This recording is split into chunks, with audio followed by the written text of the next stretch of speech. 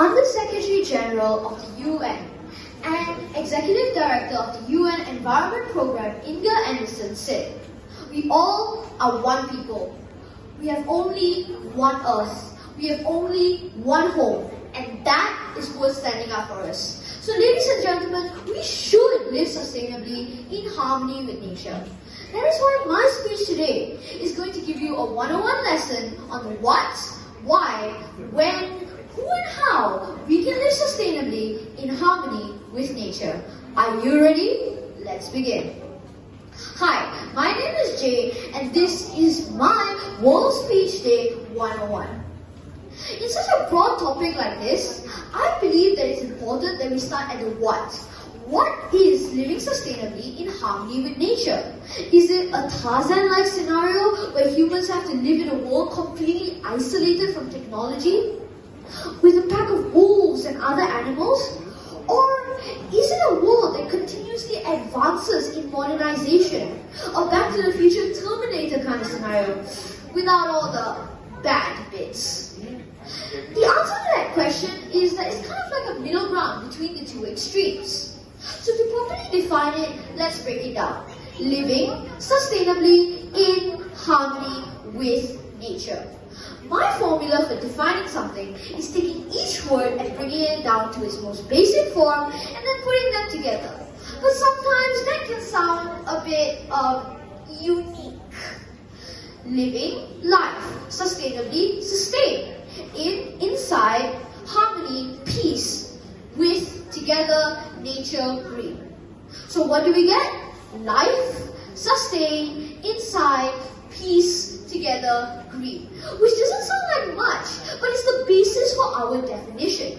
You see, ladies and gentlemen, living sustainably in harmony with nature is defined by a principle of amicable and holistic, long-term, sustainable coexistence between humanity and nature. An mutual bond of interest and benefits per se. But now that we've defined what this theme means, I think it's time to move on to the next part of this 101, the why. Why should we live sustainably in harmony with nature? There are a plethora of benefits that come with following this theme. The main one being the continued existence of the human race. If we don't follow this theme and continue trends that we are living in now, then Earth will continue to be hurt by its own inhabitants.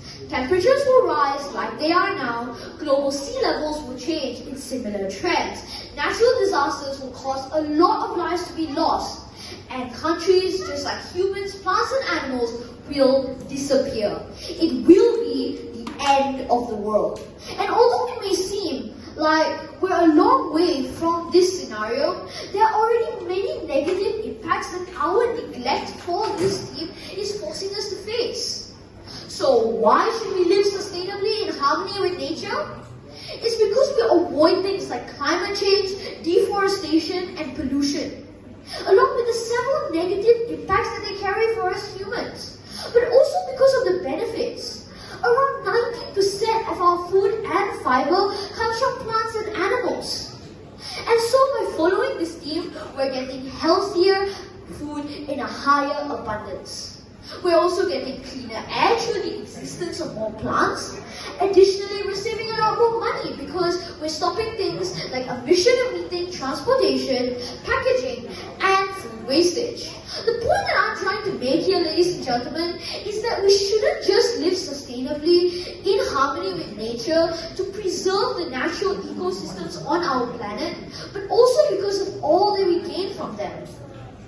And now that leaves us with the when, the who, and the how. Can you guess what's next? Anyone? Perhaps that's the wrong question. Let me rephrase. When can you guess what's next? Because when is next. When? Oh, when?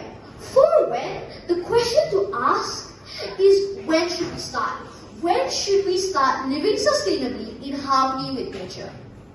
And the answer is as simple and basic as it gets. The time to act is now. We've pushed this problem away, always saving it for later, because we've always had something more important to prioritize. As humans, we prioritize the problems of the now rather than the problems of the later. We prioritize solving short-term problems over long-term ones because those are the ones that are impacting us right now. Now that would be fine if we actually got around to solving those problems of later. However, this is where the big but comes in. Deep breath. But we never actually got around to it. We've tried to solve it but never fully did it. And now this problem has gotten so big and is affecting so many people that it even has its own 101 made about it, by yours truly, of course. So, we should stop pushing this problem away and start solving it now. We need to step up our efforts, push harder and try our very best to solve this catastrophe and start living sustainably in harmony with nature. However, this is useless without the who can do something about it and without the how they can do it.